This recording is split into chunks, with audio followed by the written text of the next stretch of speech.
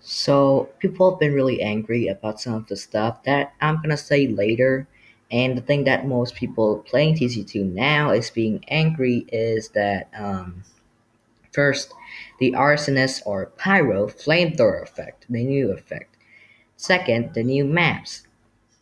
Third, glitches and bugs. And four, auto balance system.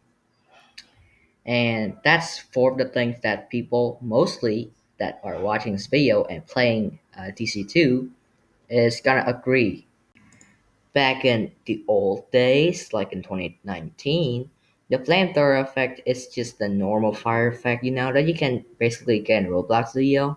But in 2020, the developers made a decision to remake a new flamethrower effect, should I say, that was not just the basic flame effect that you can get it in Roblox Studio. No, they created a new flame effect that spits out many orange triangles. Yes, many orange triangles, you heard me? Yep, they did it. So basically, for a short uh, standard flame effect, it's just one flame effect that would occlude the mouse, make flame particles.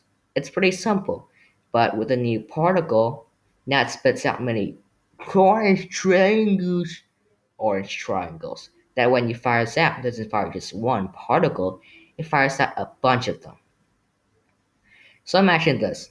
If there's one thing in front of you, like an effect or particle perhaps, it will only affect a little bit because of the way Roblox handle effects and stuff. But if you fires out a bunch of fire effects at once, guess what? Roblox camera just turn them off. So it will slow down, drop your frame a bit to keep dealing with all the effects and stuff that's constantly at you in one time at once. So it's making it really hard for you to kill that one arsonist that's constantly firing at you. This is why people keep complaining about lag, with sometimes just particles that making the frame drop. So in my opinion, please bring back the old flamethrower effect.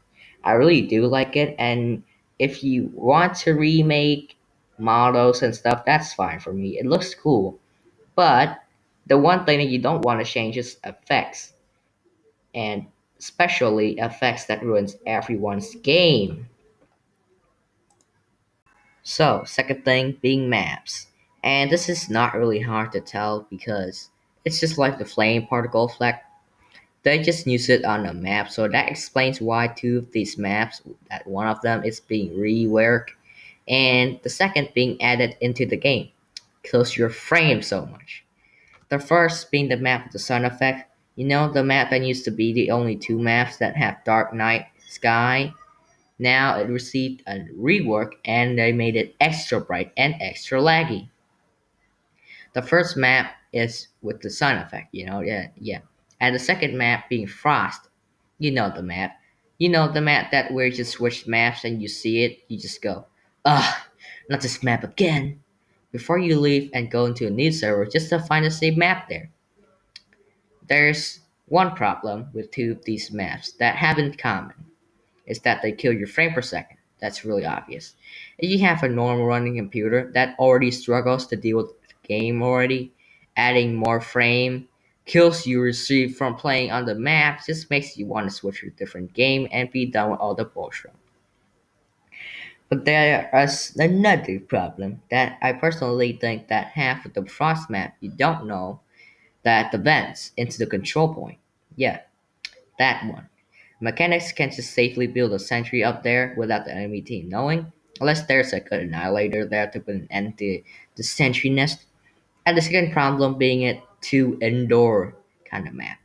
The map had a lot of corners and more small doors, way that Parks can just easily WM1 their way to victory, or any other classes that cares enough to spam the hell out of the map.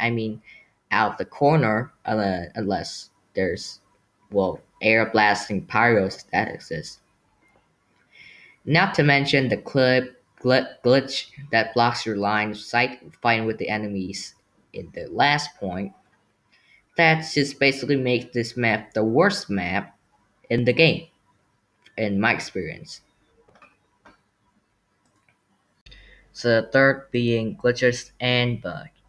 So I think most of you now watching this already know that infinite charge glitch and the mechanic teleporter glitch. But again, most of you don't know this. So I'll just break it down for you. First being the infinite charge of the annihilator glitch. I don't know how to do this, but basically it makes your annihilator runs really fast, like as fast as lightning speed fast, and one of the developers used to said that it's fixed.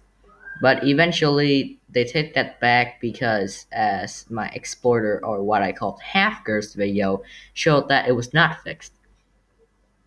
And the next glitch is gonna be the mechanic teleporter glitch.